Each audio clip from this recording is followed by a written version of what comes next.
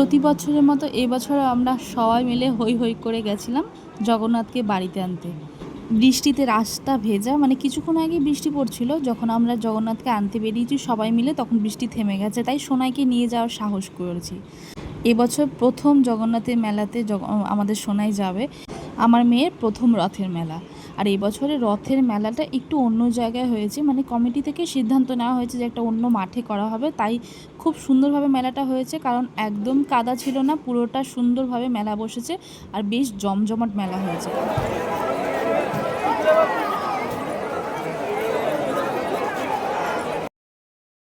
আমরা মেলাতে ঢুকেই প্রথমে প্রসাদ খেয়ে নিলাম, তারপর একটুখানি মেলাটা ঘুরে দেখছিলাম।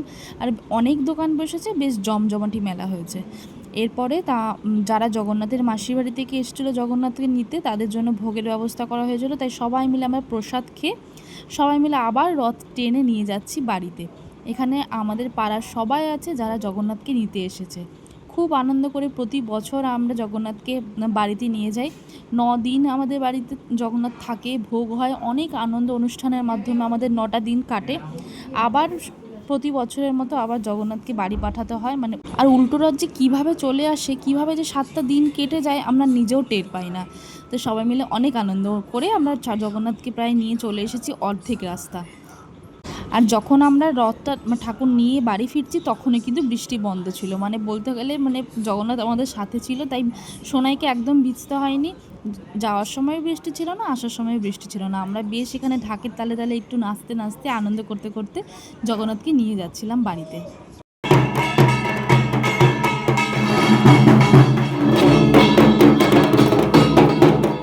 তো আমাদের বাড়িতে জগন্নাথ চলে এসেছে, এবার মা, কাকিমা, ঠাকুমা সবাই মিলে জগন্নাথকে বরণ করে ঘরে তুলবে। এখানে ভাইরা ঢাকের তালে নাচছিল।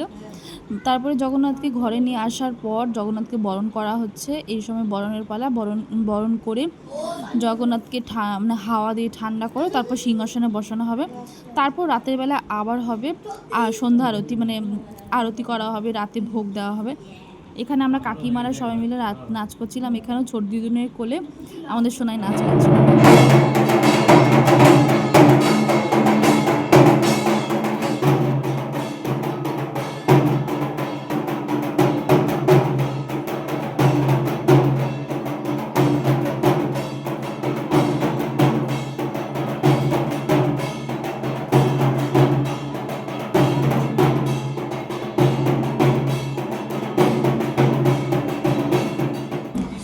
রাত্রিবেলা এখানে কীর্তনের মাধ্যমে রাতে ভোগ দিয়ে আজকে দিনটা শেষ হবে। কালকে আবার নতুন দিনের শুরু, কাল থেকে হবে 7 দিন আমাদের বাড়িতে ভোগ, অনেক আনন্দ অনুষ্ঠান, দুপুরবেলা মধ্যাহ্ন ভোজন, রাত্রিবেলা কীর্তন, সমস্ত কিছু শেয়ার করব। দেখতে থাকো, দেখা হবে নেক্সট ভিডিওতে।